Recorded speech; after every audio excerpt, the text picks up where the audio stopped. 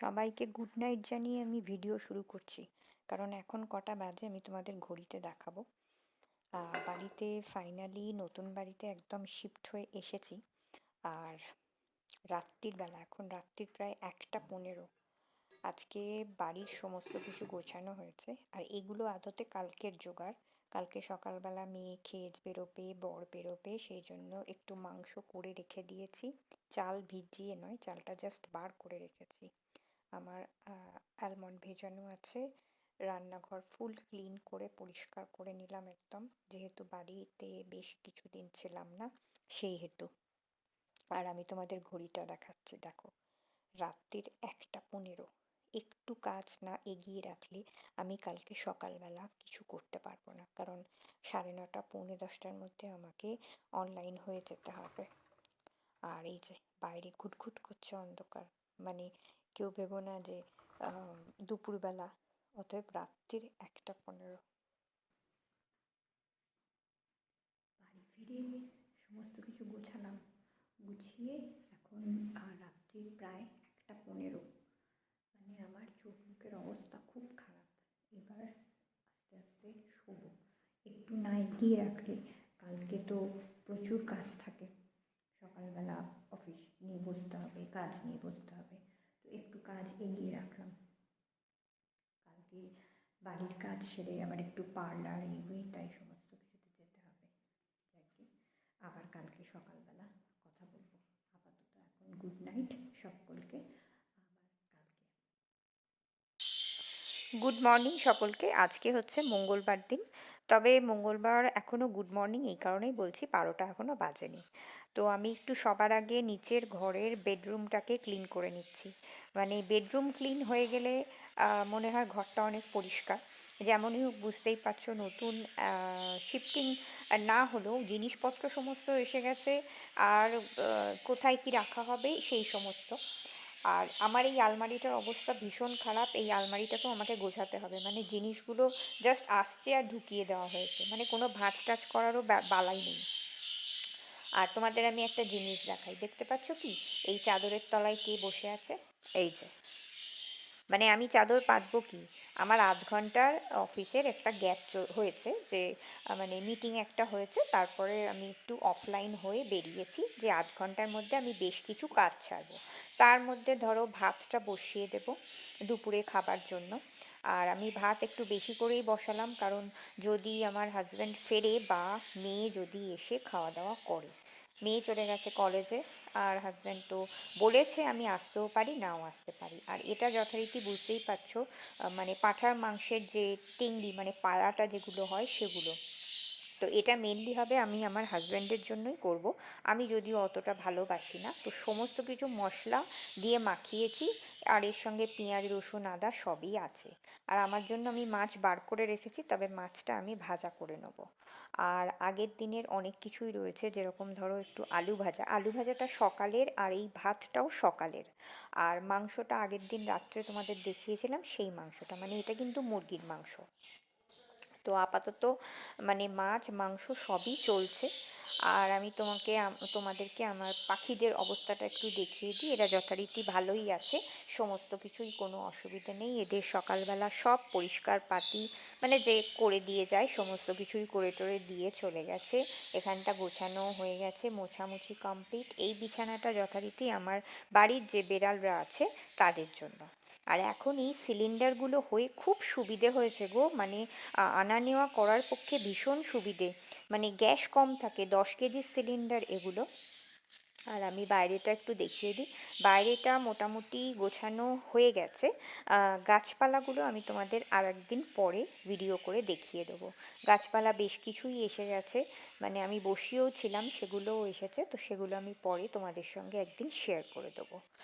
আর চলো, আমার আধ ঘন্টার ব্রেক, এর মধ্যে আমাকে মাংসটাও কমপ্লিট করে দিতে হবে। যেহেতু পায়া, সেহেতু অতটা টাইম লাগবে না, প্রেশার কুকারেই বসিয়ে দেবো। তবুও চলো, দেখতে দেখতে না আধ ঘন্টা হয়ে যাবে, ভাতটাও আস্তে আস্তে হয়ে আসবে। আর সিঁড়িটা একটুখানি দেখিয়ে নিই। সিঁড়িতে এখনও বেশ কিছু জিনিস রয়েছে যেগুলো জায়গায় জায়গায় গোছাতে হবে, মানে জুতোর র্যাক ট্যাক এলে সেই সমস্ত কিছু। চলো, বললাম না ভাতটা ফুটে যাবে, ভাতটা সত্যিকারের ফুটে গেছে। আর এদিকে এবার আমি এই পায়াটা বসিয়ে দেবো। যেটা আমি করি, তেল খুব সামান্য দিই, কারণ এর মধ্যে সামান্য একটু চর্বিও আছে ওই পায়াটার সঙ্গে। যেহেতু আমার হাজব্যান্ড খাবে, সেহেতু একটু হালকা হালকা চর্বি তো আনবেই। আর আমি সামান্য একটা গরম মশলা ফোড়ন দেব, দুটো লবঙ্গ, একটা এলাচ, একটা দারচিনির টুকরো, আর একটা তেজপাতা। এই মোটামুটি ফোড়ন। আমার হাতের কাছে গোলমরিচ নেই, আমি ওই জন্যে দিইনি, তবে গোটা গোলমরিচটা দিলে ভালোই হতো। আর এটাকে মোটামুটি একটু ফোড়নটা গন্ধ বেরোবে জাস্ট, তারপরেই এর মধ্যে আমি ওই কাটা টমেটো করে রেখেছি, মানে টুকরো করে রেখেছি, সেটাকে দিয়ে দেব। একটা টমেটো ছোটো দিয়ে দিলাম। তবে এতে আমি আলু টালু কিচ্ছু দিই না, যেহেতু এটা, ওই যে বারে বারে বলছি, আমার হাজব্যান্ড খাবে, ও খুব সিম্পলভাবে খায়, মানে পাঁঠার মাংসের গন্ধটা হলেই হলো, এই হচ্ছে গিয়ে কথা।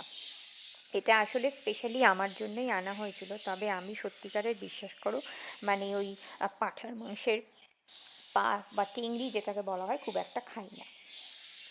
যাই হোক, চলো এটাকে এইবারে আঁচটা ফুল করে দিই, মানে একদম হাই ফ্লেমে এটাকে মোটামুটি একটুখানি নাড়াচাড়া করে নেবো বা কষিয়ে নেবো, যাই বলো না কেন সেটা। আর উল্টো দিকে একটু গরম জলও বসিয়ে দেবো, ওই বাটিটার মধ্যেই, মানে ওই কাশিটার মধ্যেই গরম জল বসিয়ে দেবো। আর এর মধ্যে অবশ্যই আমি দুটো কাঁচা লঙ্কা দেবো, কারণ গুঁড়ো লঙ্কাটা আমার হাজব্যান্ড খুব একটা বিশেষ পছন্দ করে না, সেই জন্য ওর রান্নায় আমি চেষ্টা করি কাঁচা লঙ্কাটা দেবার। যথারীতি দেখছো ভালো রকমই কষানো হয়ে গেছে, মানে ভালো করে কষিয়ে নিলাম। আমার লেন্সটা পুরো না একদম ধোঁয়া বেরিয়েছে, তো সেই পুরো ঝাপসা হয়ে গেছে। জলটা গরম করেছিলাম, এবার জলটা মোটামুটি এর মধ্যে ঢেলে দিলাম। দিয়ে এইবার আর কি কোনো কাজ নেই, মোটামুটি ওই 7টা কি 8টা মতো স্টিম মেরে দেবো। স্টিমটা হাই ফ্লেমে করব, আর তারপরে এটা লো করে দেবো। তারপরে ওই 5 মিনিট মতো রাখবো লো ফ্লেমে। আর আলটিমেটলি এই যে খুলেও দিয়েছি, দেখতেই পাচ্ছ, বেশ ভালোই দেখতে হয়েছে। খেতেও কিন্তু খুবই সুন্দর হয়েছে, কারণ নুন মিষ্টি সমস্ত কিছু ঠিকঠাকই আছে, কোনো অসুবিধা নেই। এবং ঝোলটা আমার নিয়ে চিন্তা ছিল, ঝোলটা কিন্তু একদম ঠিকঠাক আছে, মানে আমি যেরকম চেয়েছিলাম সেরকম। এবার সব কিছুই ভালো রকম সিদ্ধ হয়ে গেছে। আর এর মধ্যে অবশ্যই আমি একটু ধনেপাতা অ্যাড করব, কারণ শীতকালে প্রত্যেকটা খাবারে আমি চেষ্টা করি একটু করে ধনেপাতা দেবার, আর নতুন নতুন ধনেপাতার গন্ধটাই পুরো অন্যরকম। তো চলো এবার একটু ধনেপাতা অ্যাড করে দিই। এই তো, এই মোটামুটি আমার ঝোল, মানে পায়ার যে ঝোল, সেটা রেডি। আর আর তো আমার আপাতত কিছু করার নেই, পরে ভাত টাত খাবো, এই তো।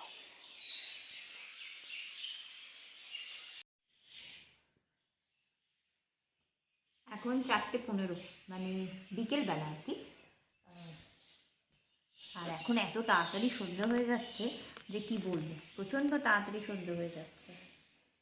সকালবেলা শ্যাম্পু করেছি, বাট মাথায় যে সিরামটা লাগাবো সেটা এখনও লাগানো হয়নি। তো এইটাই আমি ইউজ করছি, বেশ খুব ভালো, মানে অনেক দিনই হয়ে গেল, বেশ কয়েক মাস, মানে মনে করো এটা 3 নম্বর ফাইল বোধহয়। তো এটাও শেষের দিকে, তো বেশ ভালো। তো এটাকে একটু হেয়ারে অ্যাপ্লাই করে নিই, এটা প্রায় শেষের দিকে। এই যে,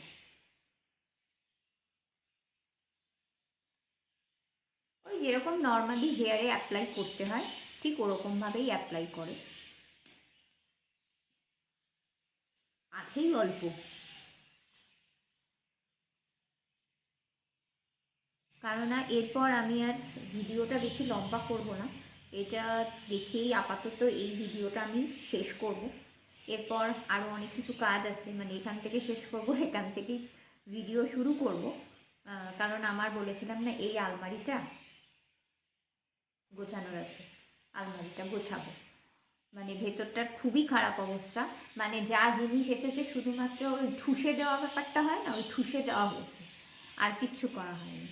এবং জিনিস বার করতে যখন যাওয়া হচ্ছে হড়হড় করে পড়ে যাচ্ছে, এরকম ব্যাপার। তো সেই হিসাবে এখন বসে বসে সেই কাজটাই আমি করব। আর সেরকম কিছু নয়। এছাড়াও বেশ কিছু জিনিসপত্র অর্ডার করতে হবে, যেমনই হোক, মানে রান্নার জিনিসপত্র, খাওয়া দাওয়ার জিনিসপত্র। তো সেগুলো আস্তে আস্তে টুকটাক ওই অ্যামাজন বা ফ্লিপকার্ট বা ওই গ্রসারি শপিং যেগুলো, বিগ বাস্কেট, ব্লিঙ্কিট, এই সমস্ত দিয়ে আমাকে করতে হবে। তো সেগুলো আপাতত করি। আর আপাতত এই ভিডিওটা আমি এখানেই শেষ করে দেবো। সবাই খুব খুব খুব ভালো থেকো, সুস্থ থেকো, আনন্দে থেকো। আর ঠান্ডা পড়ে গেছে, সবাই অবশ্যই খুব সাবধানে থেকো, কারণ ঠান্ডাটা পড়ছে।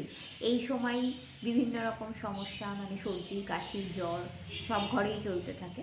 তো সেই জন্যেই সবাই খুব সাবধানে থেকো। তো আপাতত টাটা, আবার নেক্সট ভিডিওয় দেখা হচ্ছে।